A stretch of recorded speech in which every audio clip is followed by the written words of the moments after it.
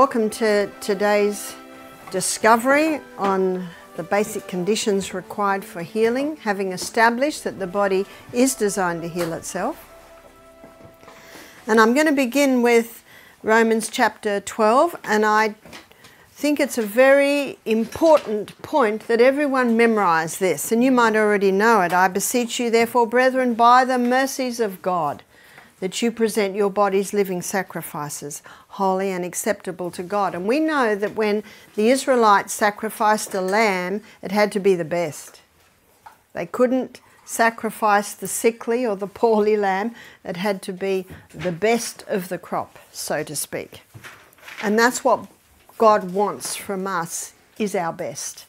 You know the beautiful old hymn, give off the best to the master. Make him first place in your heart.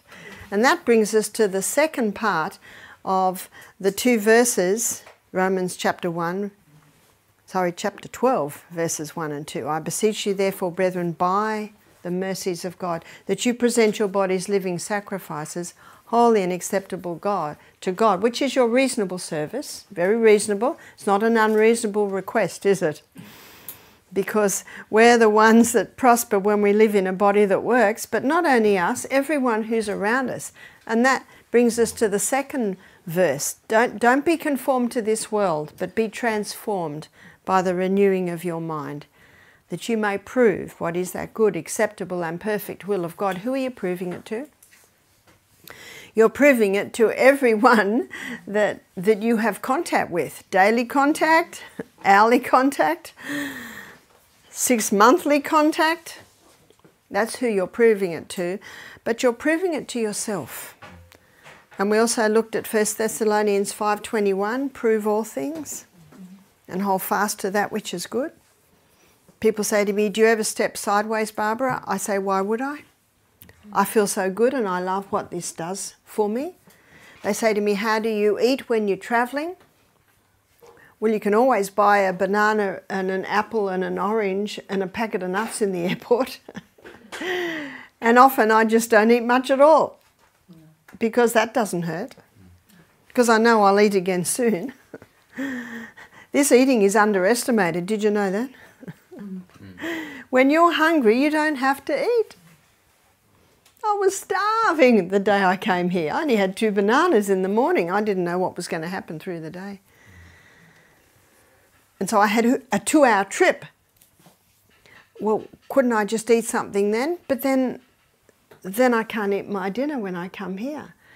Because as we'll see when we go on our journey through the gut, which is a fascinating journey, it takes probably 3.5 to 4 hours to digest food. And then our stomach needs a 1-hour rest. So what did I do? I just drank lots of water, lots of water, lots of water. I'm used to eating at 7 and we're eating at 8:30 here. So by 8:30, this stomach is screaming at me. You know what I say to it? Settle down, it's coming. Settle down. And have another big glass of water. You don't have to eat. If you notice, you don't die if you don't eat. Just drink more water, just drink more water. But what I want to talk to you today, I want to talk to you about your project manager. Proverbs 14 verse 6 says, knowledge is easy to him that understands. And I want to discuss your project manager because your project manager is in charge of the job site. The job site being this amazing body that we live in. And if the project manager goes down, the job site doesn't work very well. Did you know that your liver is the largest internal organ? Did you know that your liver is the only organ that has the ability to regrow? Yes. And as we go through this, you can see why God made it so. Cancer cannot get a hold on the body if the liver's working at optimum performance. So when the Bible says, I beseech you, therefore, brethren, by the mercies of God, that you present your liver a living sacrifice. When you give your liver the right conditions, it will function very well. And so understanding the liver, understanding what it does, and what we can do to strengthen the liver is pivotal in understanding the conditions to give the body. So let's have a look at the liver, the largest internal organ of the body. And I call the liver the project manager because everything that comes into the liver, into the body, goes first to the liver. And everything that comes out of the body comes out under the jurisdiction of the liver. And do you remember when we looked at yesterday, page 127 of the Ministry of Healing, where she said in case of sickness the cause should be ascertained? So that's why we look at history, yeah? What do we look at as well? Symptoms. And what's the last thing we're observing? Response. Is that right? Response, that's right, response.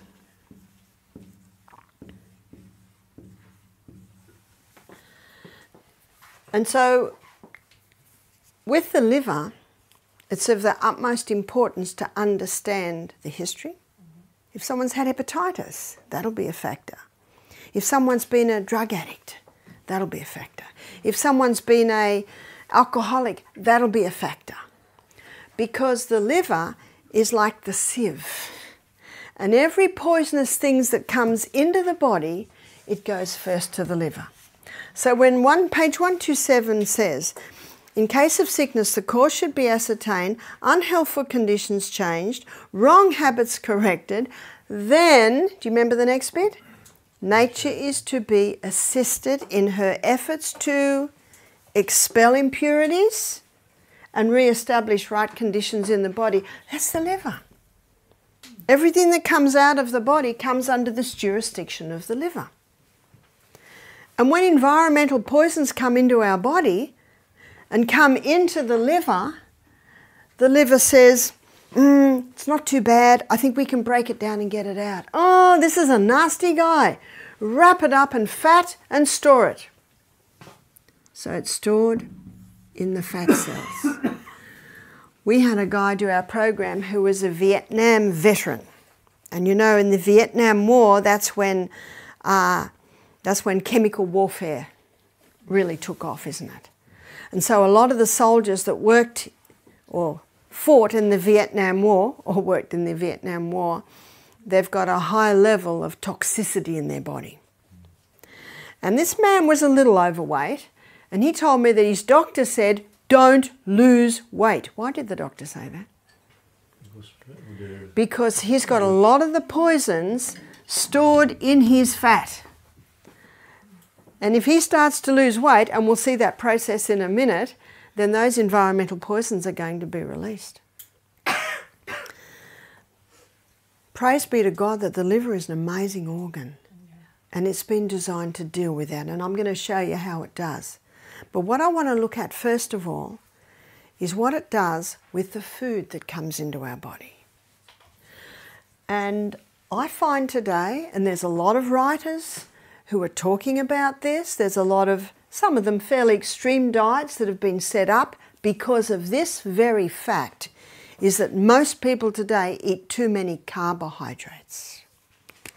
So what we're going to look at is we're going to do a carbohydrate assessment. And we're going to start with breakfast. So what would most people in the world, no matter where I go, I find it, what would most people eat for breakfast? And we know there's a whole aisle devoted to it. Cereal. Coffee. And if you notice, we'll look at coffee tomorrow.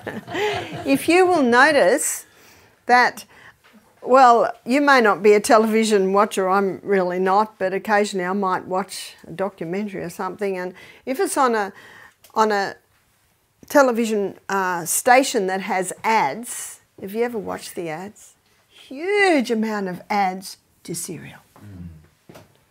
And so the little children, when they're watching television, my children didn't watch television, then the mother takes them shopping and they see the cereal that they saw on the television. I want that cereal, we can't have that. Wow, throwing themselves on the ground. You know what I always say to parents? The first tantrum is never in the supermarket. It's at home. And you've got to deal with it at home. If you deal with it at home, then quite possibly it won't be quite happening in the supermarket. We had a guest at the retreat last week. She said, this is what I'd say to my 3 children. We get to the door of the supermarket and she'd turn around and she said, if you ever. And they went, she'd have no trouble. But one of the reasons people have trouble is because the little children are watching the ads. Oh yes, first step, don't let them watch television. Don't have the television. But you have a look at the amount of ads on the television to cereal. There's one in Australia, I guess it's everywhere, I guess it's here. It's Nutrigrain. And on the front of the packet there's a, you know, Muscle Man, and the ads usually have Muscle Man. You know, it's one of the worst. It's brown, so people think wholemeal, but there's a huge amount of sugar in it. And I don't know, you have it here, we have brands like Cocoa Pops, Fruit Loops. Whoa, you may as well eat a bowl of lollies as the amount of sugar that's in that. And some people will eat bread. I know when I was in Germany, people said to me, be careful how you talk about bread. Germans love their bread. I said, I'll be careful how I talk about it. But people eat a lot of bread, isn't that true? And because these articles of food give quick highs and corresponding lows, mid-morning they're looking for cakes, biscuits, is that, donuts, etc. We'll just say cakes, etc. And some other fast foods that the Europeans have certainly introduced to Australians is pasta. I'm a 5th generation Scottish descent. So I was a child in the 50s, 60s. I never heard of pasta. Never heard of it. Being Scottish descent, what did we eat? We had sausages or chops, mashed potatoes, frozen peas or beans every night of the week, except for Sunday. Then Mum would do the roast lamb. And all my relatives ate like that. And all the little Presbyterian church I went to, they ate like that. Everyone I knew ate like that. Because you probably know that, I don't know whether it was about the 50s or 40s that you could get to Australia from England for £10. So a lot of people took that offer and came out. So a lot of people in Australia come from Scottish or Irish or English descent. And of course that has greatly influenced our food. People say, what's Australia's traditional food? I said, Australia, it's a combination of a whole lot of different cultures, but it's mostly the UK influence.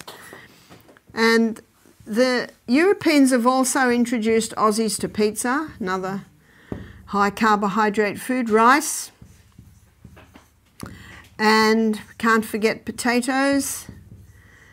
These are all high carbohydrate foods, and last and certainly least in nutritive value is the pure crystallized acid that's extracted from the sugarcane plant. Now, would you agree with me that the average person is eating a lot of that? Yes. A lot of that. All of these foods break down in the gastrointestinal tract to glucose. And when we go on our journey through the gut, we'll be looking at that process in detail. Let's go to the CBD and watch what happens. So here's our cell, the central business district of the human body.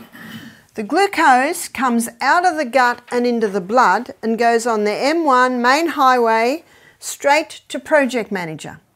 And then the project manager determines where that glucose goes. And the first place it will go is to the cell. Now that's no surprise, is it? So the glucose comes into the cell. Students, can you tell me what hormone is necessary to get it into the cell? Insulin. It's insulin, that's right.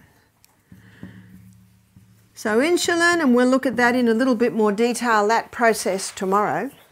So the glucose comes into the cell. When it gets into the cell, it goes through a 20-step pathway. This is the glycolytic pathway. It's a pathway that uses no oxygen, so it's your anaerobic pathway. I was referring to it a little bit yesterday, and that's when I said I'll go into detail today. That 20-step pathway delivers to us 2 units of energy. The end result of the 20-step pathway is a chemical form of glucose called pyruvate. Pyruvate is the chemical form of glucose. It gets fed into what's commonly called the powerhouse of the cell. It's the Krebs cycle, which is sitting in the mitochondria. And this is an 8-step pathway. And this pathway is an aerobic pathway, meaning this is the pathway that uses oxygen. And that pathway delivers 36 units of energy. What a difference. We've got 100 trillion cells in our body. And so we've got 1 trillion in our brain.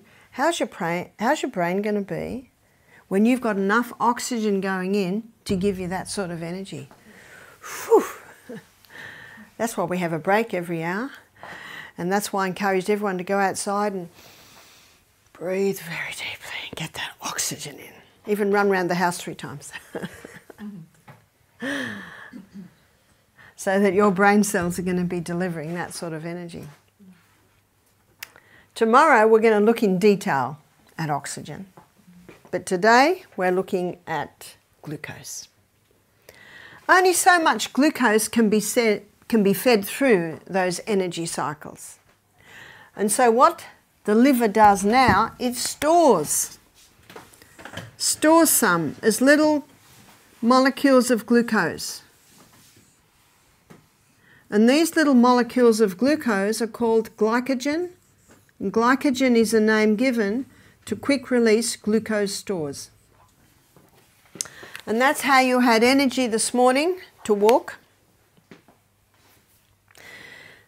So when you start walking up that hill and breathing deeply, the body's crying out for fuel. And God in His wisdom and mercy put these glycogen stores mostly in our muscle cells. And so when your body's crying out for fuel, it'll pluck the molecule through the energy cycle. Pluck the molecule of glucose through the energy cycle. What an amazing process.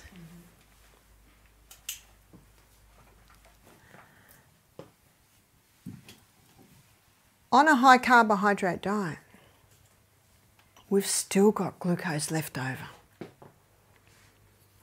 And so now, the liver will cause it to be stored in the most amazing fuel depot in the body. It's called fat. You see, the body can only store so much glycogen. And when glycogen is in the muscle cell, it can only be used by the muscle cell. It's almost like it's in a prison. But the liver can store some glycogen. And that glycogen that the liver stores, it can go all over the body. It's not locked in to the cell like it is in the muscle cell. Athletes that work out hard, the more they work out, the more little energy cycles are made in the cell. I've drawn this as if there's 1 per cell. Especially in the athlete, you might get hundreds per cell. And we have 100 trillion cells in the body. Whoa, that sort of maths is a little bit beyond me. But I think we can understand that's a lot, isn't it? That's a huge amount, yes? Would you say then that the process of storing the glucose is aerobic? It requires oxygen because of the exercise? Or? Well, it's just stored as glucose. But when it's plucked and used, yes, because you're right, I get what you mean. Because of your exercise, it'll shoot right down, straight down to the aerobic. Have you heard the old saying, you will receive more energy than you expend on your morning walk? Have you ever been tired and don't want to walk, but you do? How do you feel when you get back? You're a little revived, yeah. Tomorrow when we look at oxygen, we'll also be discussing chronic fatigue. Because if you ask a chronic fatigue person, do they exercise? What's the answer? No. Oh, you don't understand. I've got no energy. Well, guess how you get it? But we'll look at that tomorrow. And what's happening to most people in the world today? What's happening? They're getting bigger and bigger and bigger. Is that right? And bigger. Now what I've just shown you here is the basic science. And can you see by what I've shown you that fat doesn't make you fat? What makes you fat? It's this high carbohydrate diet. Now the person who first blew the whistle on this was, that we know, is Dr. Atkins, yeah? But Gary Taube, he wrote a very interesting book where he went back way to the mid-1800s to see if it was acknowledged then, the danger of the high carbohydrate. And he gives the story of a man named William Banting. This is mid-1800s. And he went to a very famous doctor called Claude Bernard. Claude Bernard was a contemporary at the time of Pasteur and Antoine Beauchamp. And Claude Bernard believed as Antoine Beauchamp did in the cycle of life, pleomorphism, many forms. He didn't go along with Pasteur. Many scientists didn't, because they recognized he only gave part of the equation. And so William Banting went to Claude Bernard because he wanted to lose weight. He was a little overweight. So Claude Bernard stopped.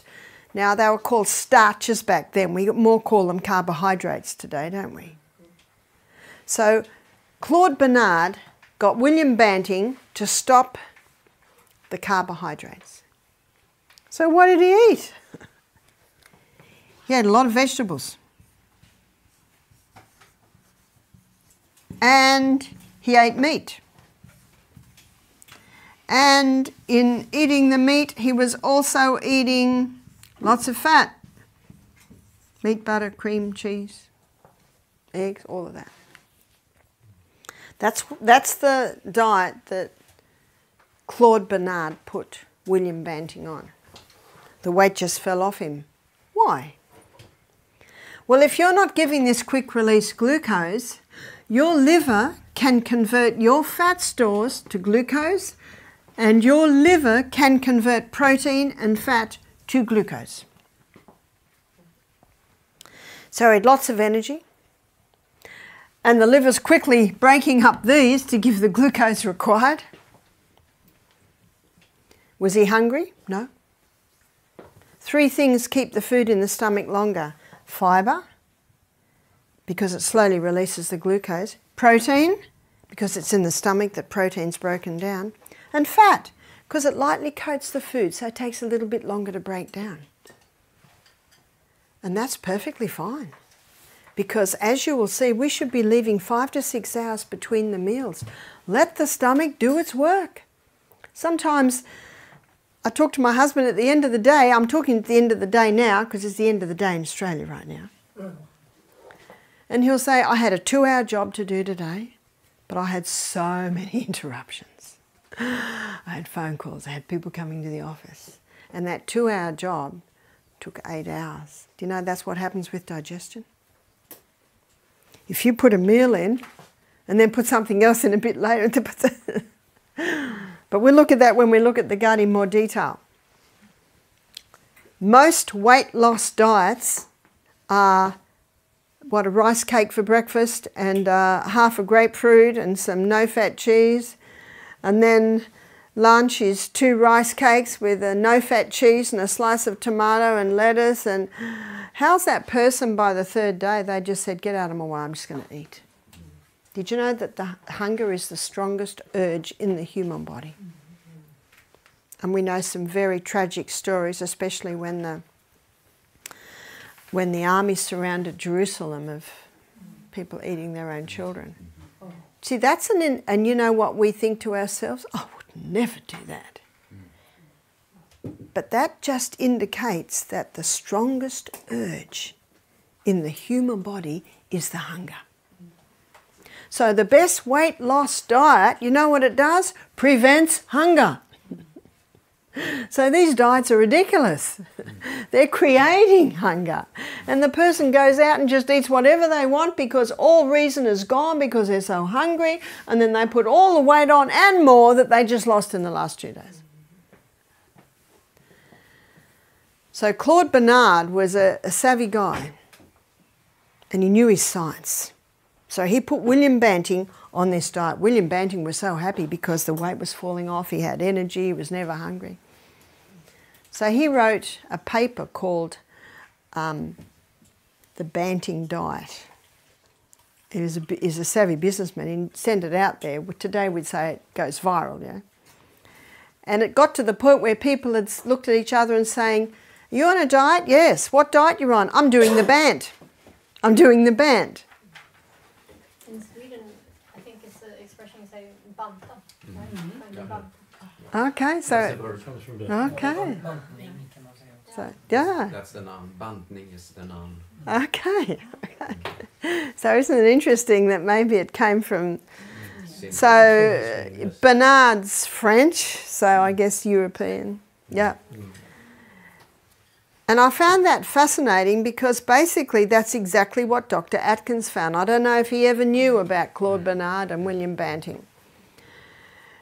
And Robert Atkins' book was one of the most fascinating books I've read.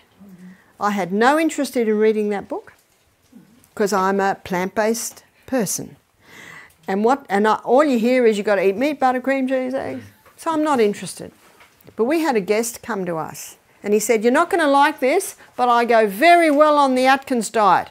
I go off the Atkins diet and I go down." Now what does every health professional who's worth anything, what do? They listen. And I've got to listen to that. Because that's his story and it's real. So I've got to listen to that. So for the first time, and this happened 18 years ago, I sort of made a bit of an Atkins vegetarian diet for him. But I'm thinking to myself, where is it? Why? Why does that man go so well on the Atkins diet? It intrigued me. And then I stayed at a friend's house. I was travelling, stayed at a friend's house, and they had a fold-down bed in the office. And I woke up in the morning, and I'm an avid reader. I love reading. And there's the bookshelf. And I'm just, you know, scaling the books. And then one book almost jumped out at me, Dr. Atkins' New Revolutionary Diet. And I said to myself, "Father in heaven, are you trying to tell me something?" So I picked up the book and I read it and I couldn't put it down. The science was fascinating and it explained so much to me. So I went out that day and bought my own copy of Dr. Atkins' New Revolutionary Diet. Years later, when I was in New York giving lectures, Dr. Carl Benjamin came to see me. I said, "What are you seeing me for?" He said, "You are the first nutritionist that hasn't slammed Atkins." He said, "I was one of Atkins' patients." So this is back in the 80s. So this happened to me 15 years ago, and this man was in his late 70s then. He said, "I was diabetic." He said, "I had excess weight, so I went to Atkins because I'd tried everything else." And he said, "Atkins took me off the carbohydrates." And he said, Atkins was a gracious man. He was terribly apologetic. He said, "Look, I want you to eat a little bit of meat." He said, "I was desperate, so I did." He said, "The weight just fell off me." He said, "My diabetes went." But he said, "I'm coming to see you because I'm getting arthritis and I know it's the meat, the high acid." He said, can you please show me what to do?" And I did. Now, Dr. Atkins he first did it just for weight loss, and it says this in his book, but his results were amazing. So he started to put all his patients on it. The results were amazing. It is estimated 11 million people have been helped by his diet. Now, before you protest, please let me finish my illustration.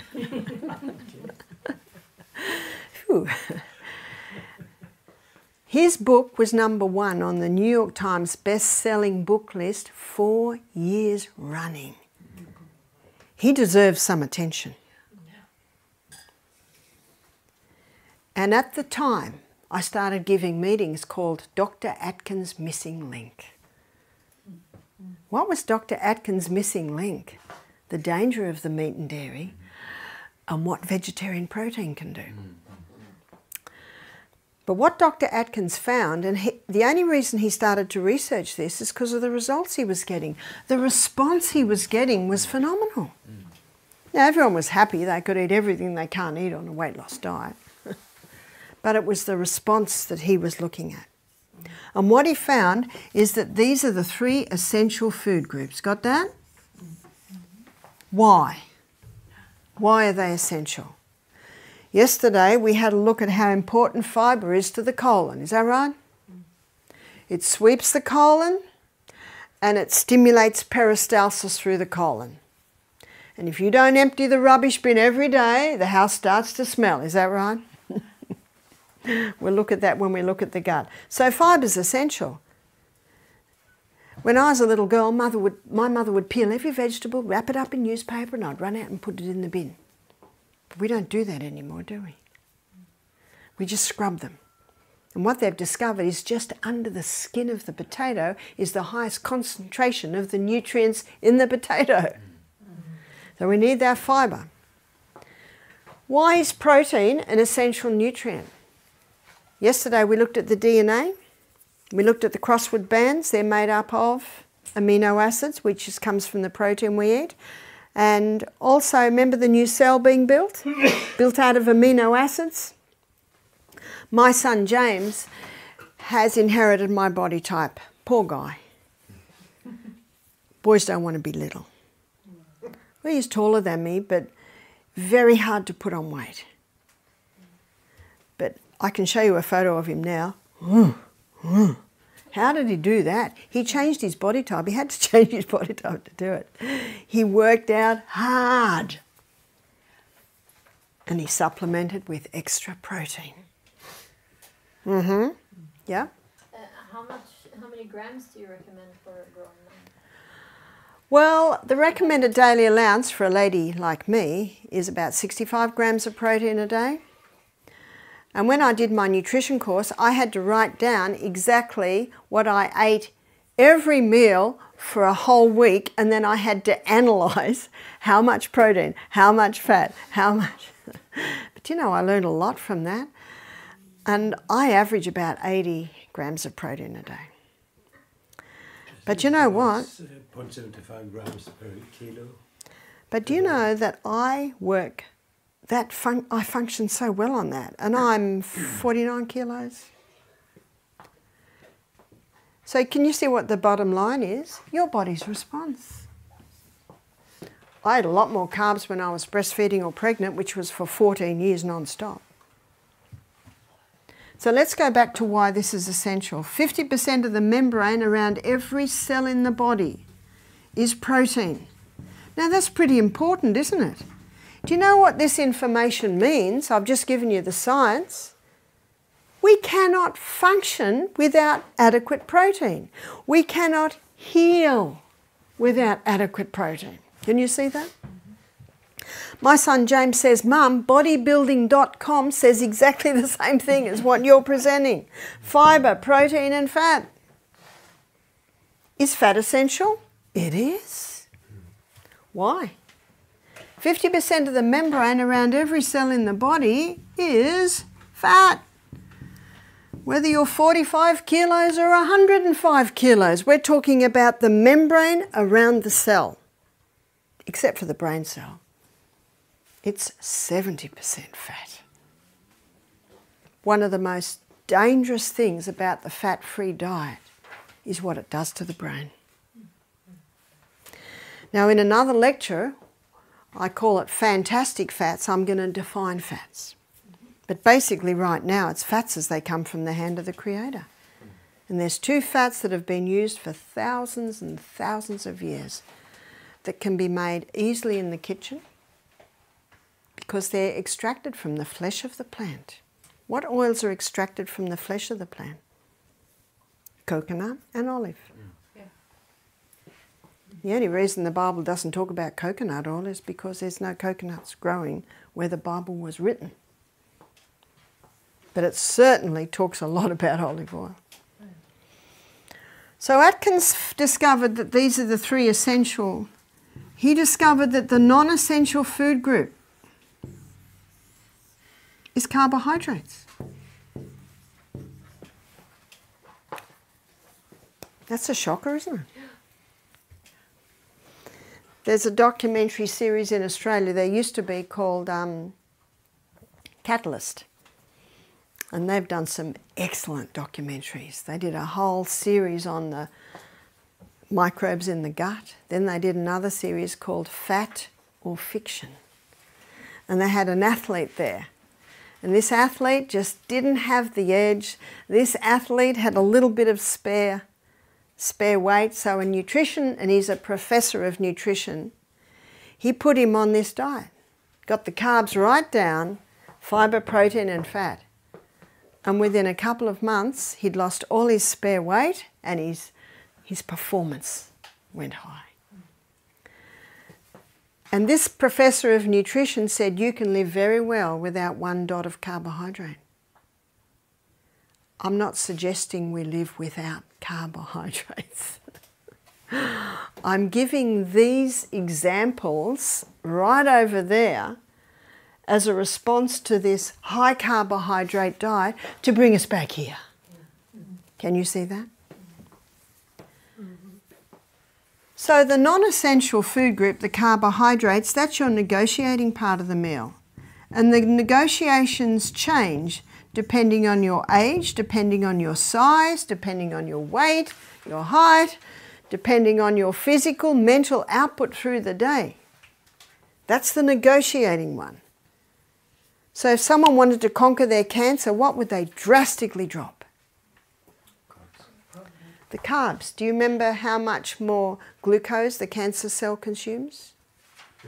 15 times. Dr. Holland, in the book, The Germ That Causes Cancer, he said when you deprive cancer cells of glucose, they self-destruct. Because cancer cells are running up here.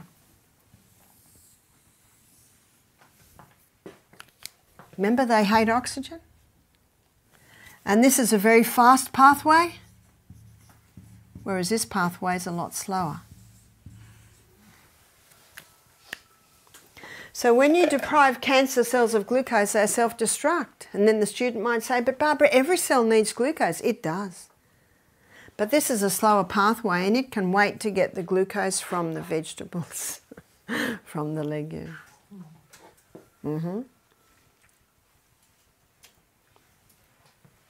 So if someone wanted to lose weight quickly, what would they drastically drop? Carbs. Trick question. If someone wanted to put on weight, what would they increase?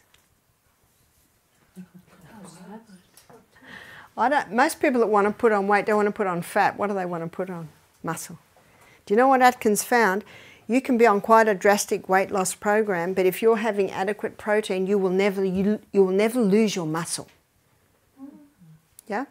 I was reading in a book about in the 1900s, the beginning of the 1900s, there were several nutritionists and others doing studies, and one was doing a study in America on soldiers and sportsmen, that they only needed 50 grams of protein.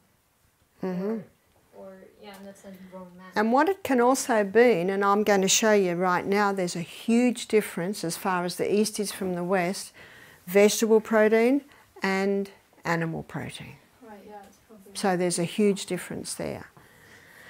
You know the China study where they found that the meat and the animal products were just feeding cancer. They could switch cancer on and off by the amount of meat and vegetable protein they were giving. 5% animal protein didn't trigger cancer growth. Well, when I say trigger, he'd injected every single rat with aflatoxin, and aflatoxin causes liver cancer. But what he did was he got half the rats and gave them 20% animal protein, and half the rats 5% animal protein. 5% animal protein didn't start that cancer growth, even though they'd been injected with aflatoxin, whereas the 20% animal protein, it did. But he found that 20% vegetable protein did not trigger the cancer, did not feed that cancer. So a huge difference between animal and vegetable protein, as I will show you now. But before I show you, so if someone wanted to conquer their diabetes, what would they drastically drop? Carbs. The carbs, that's right. You see, the carbs give a quick high, then a quick low, whereas fibre, protein and fat, it gives this lasting energy. You see that? So this is important information for you to have for next week when you start to make your programs. In fact, you might even start to make them now. For diabetes, a program for cancer, a program for weight loss, yeah? We knew a person, a Christian man, and he had brain cancer, which was very aggressive. And they ate this carbohydrates, low diet. And he was operated last August. And then he ate it, and the cancer came back. And I told him, don't eat so much meat. But he died now. I'm so sad about it. So what did he start eating again? He began eating the traditional Danish food. Okay, yeah. And this is what Colin Campbell said. He could switch the cancer on and off. Isn't that incredible? By the food he was giving them. Yeah? When you talk about the 20% animal protein, what does it refer to? Okay, that's a good question. 20% animal protein, that's just about meat or dairy 3 meals a day. Whereas a 5% animal protein, it might be, just half a cup of feta cheese a day. Or, it came right down, or a very small amount of meat. Yeah? The reaction or the process of the carbohydrates to glucose and glycogen, does it variate if it's completely white carbohydrates, refined carbohydrates? Yeah, that's also a very good question. I'm saying carbohydrates. Is there a difference between whole, and refined? Absolutely. The white carbohydrates can almost be just put with a sugar. But I also have met people who are overdoing the whole meal carbohydrate. What would be overdoing it? It would just be having carbs every meal. We looked yesterday at what's happening to the wheat. How many of these things are wheat? Wheat. So that brings in another problem. But how can you do this on a plant-based diet? Let's have a look at it. And we're going to go to Genesis 1:29, where God's telling Adam and Eve what to eat. And we're going to have a look at the food. We're going to have a look at the protein content. And we're going to have a look at the carbohydrate content. So every herb-bearing seed. What's a herb-bearing seed? A herb-bearing seed is a grain. A herb-bearing seed is a legume. A herb-bearing seed is a seed. So let's define this. Grain. Wheat, rye, barley, oats, amaranth, buckwheat, quinoa, millet, so many grains. And grains are high in protein, but they are also very high in carbohydrates. And how many from our carbohydrate list are from grain? Grain, the majority. Yeah. What about a legume? That's your chickpeas, lima beans, black-eyed beans, cannellini beans, lentils. We have so many. You can get about 5 different types of lentils now. So many legumes. Legumes are high in protein and medium to low in carbohydrate. The fact is, and you can get this information, I just got it from the Nutrition Almanac, which lists the protein, the carbohydrate, the fat content of every single food. Legumes are approximately 1/3 the carbohydrate that you will find in the grain.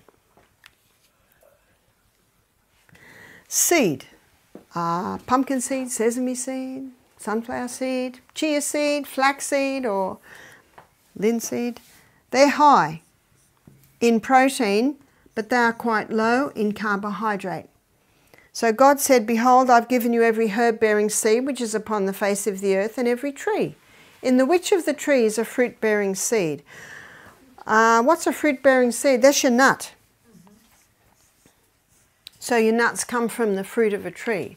And we have so many nuts. We've got macadamia, we've got cashew, we've got almond, Brazil, hazelnut, walnut, pecan, so many nuts. Nuts are high in protein and they are quite low in carbohydrate. And remember, your peanut is not a nut, it's a legume. We talked about that yesterday. So to ensure that you're getting your 3 essentials, and to ensure you don't overdo your non-essential, my suggestion is to increase the legume, nut, seed part of your meal and decrease the grain part of the meal. That's an easy way to do it. Carbohydrates are not bad. I have to tell you that because some have told me that Barbara says carbohydrates are bad.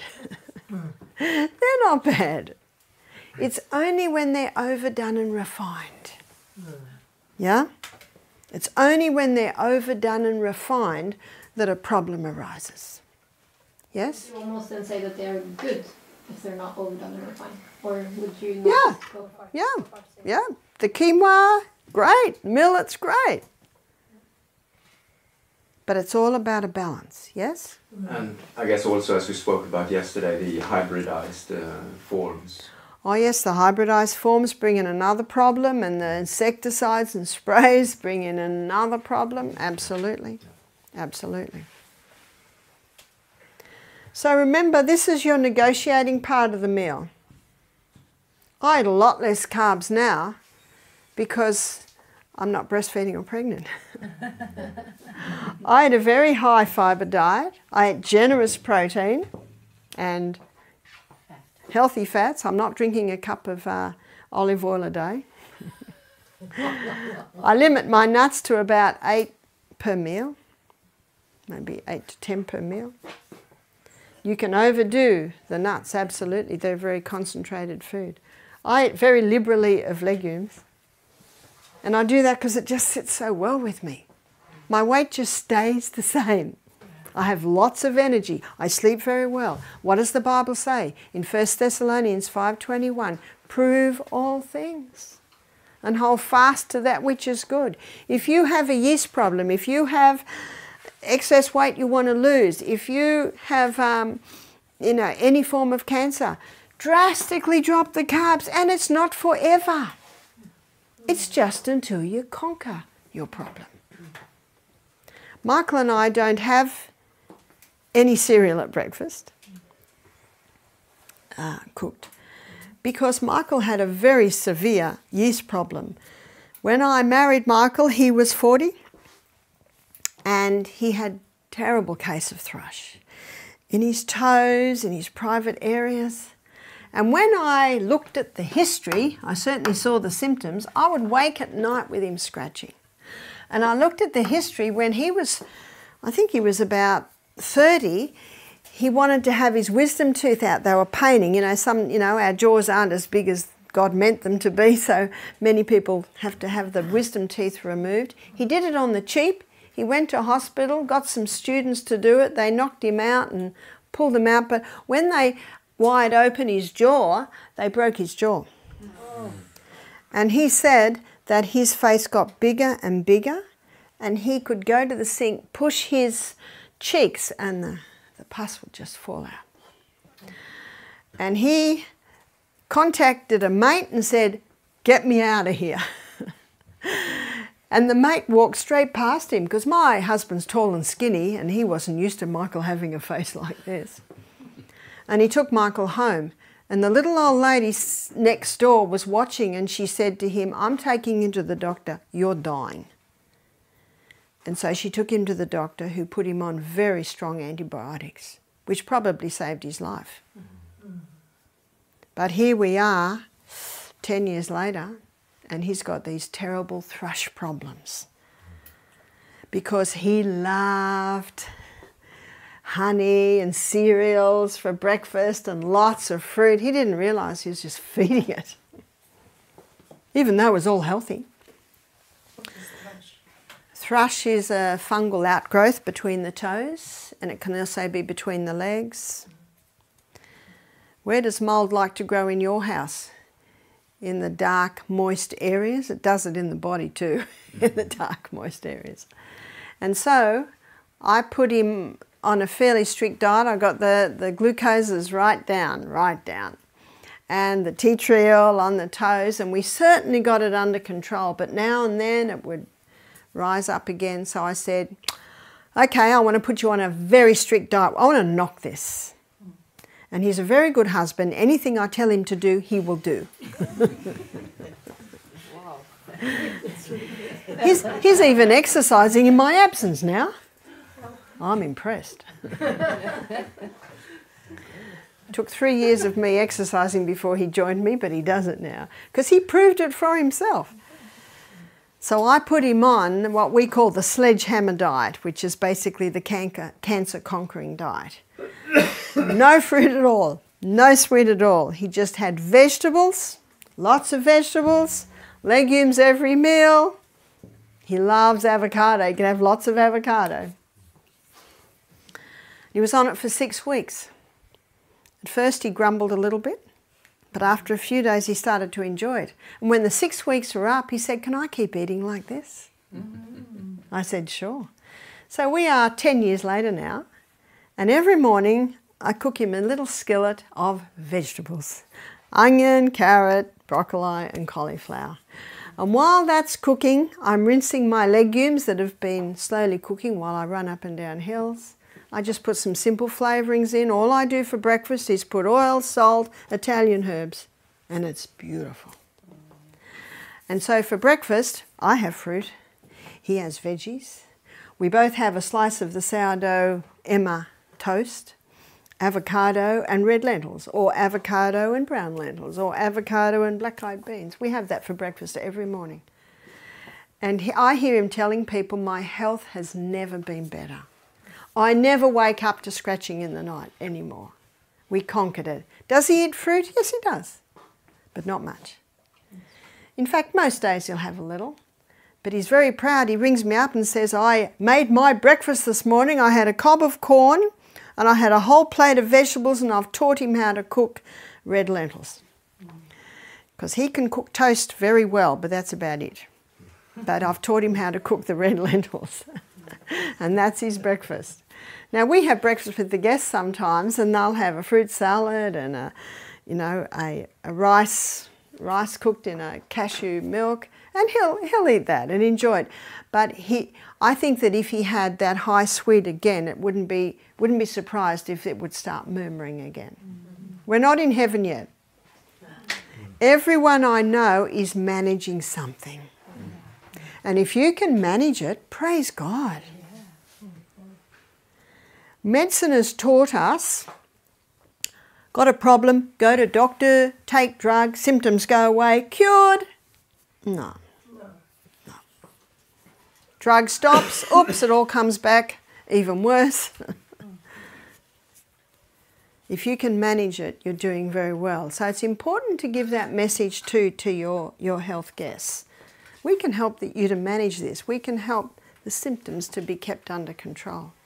I have a question about this. We have a friend from church. He eats a lot of fiber, protein and fat, but he doesn't eat any vegetables, legumes. Yeah. And because it's carbohydrates in them, but that must be a... Yeah, see, our vegetables are your highest source of your minerals. Yeah. And your minerals are just so important. I was at a health retreat recently, and the master of the house heard this, and the next meal he sat down to a big plate of salad and vegetables and the legumes, and his wife said, we've been trying to get him to eat that for 10 years. And he smiled. He said, I'm going to eat it now because I've just heard why. I've just heard why. We're about to have a break, but I'll just give you one more story. I had a guy who was just huge. He was about 180 kilo. I said, have you ever gone on a diet? He said, yes, I went on the Atkins diet. I said, did you lose weight? He said, yes, 17 kilos. I said, why did you stop? He said, oh my God, I just couldn't handle it. I said, what were you eating? He said, meat, butter, cream, cheese, eggs. I said, what about the vegetables? He said, no. I said, haven't you heard that you're supposed to eat 3 cups of vegetables a day on the Atkins diet? That's the only way it got through. That's the only way he got away with it. I said, did you read the book? He said, yeah. I said, did you read that bit? He said, no, I missed that bit. Important point. And the Dr. Carl Benjamin that I mentioned to you that came to me on how he could do this on a plant-based diet. He said to me, I believe if Dr. Atkins had read the China study, Dr. Atkins would have become a vegetarian. Interesting point.